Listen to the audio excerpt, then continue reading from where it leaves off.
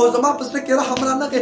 لور می خخه کړله د مرنه پس بدات پوسټ هر انسان نکیږي جاهلیت زمانه ته فکر سوچ وکا د پیغمبر راتلو سره رڼا راغه د پیغمبر راتلو سره جهالت لاړو تیری رڼا شوي تیری رڼا شوي هدایت راغه نور راغه تیری لاړې نبی صلی الله علیه وسلم راتلو سره لور ته حق ملاو شو نبی صلی الله علیه وسلم راتلو سره د لور مرتبه اوچته شو نبی صلی الله علیه وسلم راتلو سره جهالت لاړو د لور باره کې الله رب العزت قرآن کې فرمایي یهب لمن یشاء اناسا ويهب لمن يشاء الذكور نبی علیہ السلام الله رب العزت قرآن کې فرمایي نبی علیہ السلام فرمایي الله ترجمه قرآن مجید کې عبارت دسی ده الله رب العزت فرمایي چاله وګړم نارینه اولاد ورکم چاله وګړم زنانه اولاد ورکم چاله وګړم اړوالي نکم الله رب العزت فرمایي واذا بشر احدكم بالانثى کله چې مشرین مکه ته خبر ورکړو شو چې ستا لور پیدا شو مخ به واړولو خفه بشو پریشان بشو هغه سړی نه کور په کور کې به پټیدل چې ما رسول د لور زیر ایران نکی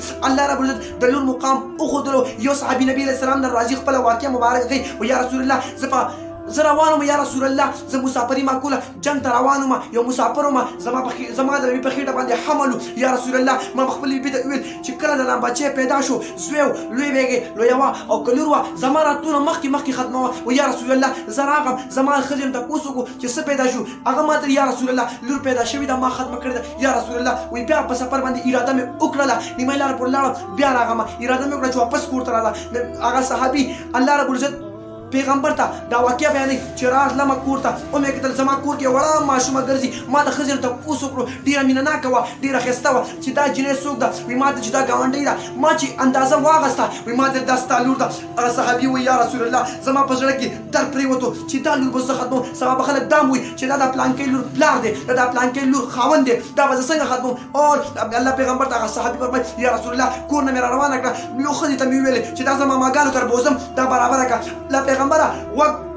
ورته ایښی دی الله پیغمبر صحابي ته غوږ ایښی دی هغه صحابي وایي را مې وسته کور نه مې راوسته قبر مې ولو کرلو تر دې پورې چې ما به کنده ونستله زما مخ باندې به خاورې پرېوتې الله رسوله هغه لور به ما له راغه زما د مخ نه به دا خاورې لرې کړې تر دې پورې چې ما هغه لور خښه کړه او زما په زړه کې رحم رانغی لور مې خښه کړله خاورې مې د پاسه واچولې وګرځېدم بې تر دې پورې چې سات دې وته الله رب العزت چې پیغمبر دنیا ته راولېږلو د لور مقام یې وښودو الله رب العزت قرآن مجید کې فرمایي چاله وغواړم نارینه اولاد ورکړم چانه وغواړم زنانه اولاد ورکړم د لور مقام یې الله رب العزت دومره مقام ورکړو لور له دومره مقام حدیثو کې راځي چاله الله 3 لونه ورکړي او هغه تربیت وکړي نبی علیه السلام وایي ما سره به جنت کې یو شان دي اور یو صحابي ته پوښتنه یا رسول الله که چاله الله دوه ورکړل وایي هغه ما سره تر دې پورې چې یو لور له الله